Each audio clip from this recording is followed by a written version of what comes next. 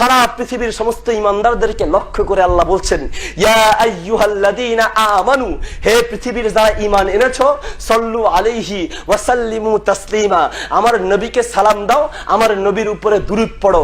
নবীর উপরে দুরূদ পড়ার জন্য আল্লাহ আদেশ দিলেন, ঠিক কিনা? আল্লাহ আদেশ দিলেন, সাহাবায়ে কেরাম আদেশটা শুনলেন। ইচ্ছা করলেই তারা দুরূদ বানাইতে পারতেন, কিন্তু তারা দুরূদ বানান নাই। কি করেছেন?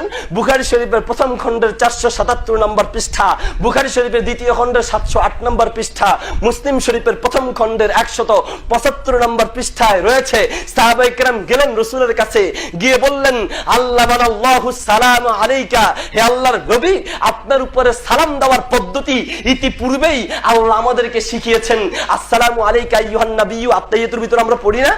এটা কোত্থেকে আসলো? অনেকে বলেন এটা মেরাজে নাজিল হয়েছে, ঠিক কিনা? রাসূল গেলেন, যাওয়ার পরে আল্লাহ নাকি জিজ্ঞেস করছেন, নবী আমার জন্য তুমি কি নিয়ে এসেছো?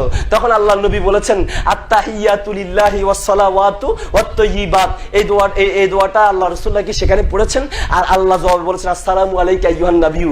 এটা একটা মিথ্যা কথা, এই কথার কোনো ভিত্তি নাই। শুনুন, আত্তাহিয়াতু সেখানে নাজিল হয় নাই, এর আগেই নাজিল হয়েছে, মেরাজে নাজিল হয়েছে বলে কোন হাদিসের কোন কিতাবের পৃষ্ঠার ভিতরে তো দূরের কথা, কোন হাদিসের কিতাবের বারান্দায় পাওয়া যায় না, ঠিক কিনা? সুতরাং বলতে চাচ্ছিলাম, আসসালামু আলাইকা আইয়ুহান নাবিয়্যু বলার পদ্ধতি আগেই সাহাবীরা শিখেছেন। এবার রাসূলের কাছে গিয়ে বললেন, ফাকাইফা নুসাল্লি আলাইকা, হে আল্লাহর নবী, আপনার উপরে দুরূদ পড়ব, সেই দুরূদের পদ্ধতি কি হবে? সেই দুরূদটা আমাদেরকে শিক্ষা দেন। রাসূলুল্লাহ সাল্লাল্লাহু আলাইহি ওয়াসাল্লাম দুরূদ শিক্ষা দিলেন, আল্লাহুম্মা সাল্লি আলা মুহাম্মাদ ওয়া আলা আলি মুহাম্মাদ।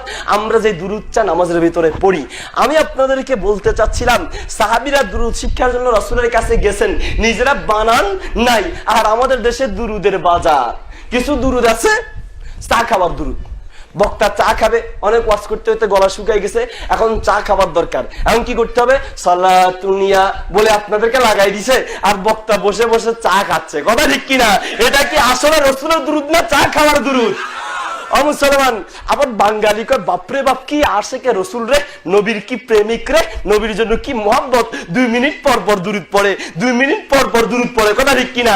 আমি বলতে চাই, যদি বক্তা যদি আশেকে রাসূল হইতো, নবীর মহব্বতে দুরূদ পড়তো, নিজে চা খায় আপনাদেরকে দুরূদ পড়ায়, নিজে চা খাইয়া নিজেরা দুরূদ পড়ার দরকার ছিল, ঠিক কিনা? ওমা আসতে অনেক সময় লাগলো, দুরূদ পড়লো না, যাইতে দুরূদ পড়ে না, ওই ওয়াজে উঠলে কিছুক্ষণ পরে দুরূদ ভুলে, ওয়াজ ভুলে গেলেই দুরূদ স্টার্ট। কথা ঠিক কিনা? ওয়াজ ভুলে গেছে, দুরূদ স্টার্ট, গলা শুকাই গেছে, দুরূদ স্টার্ট, ঠিক কিনা?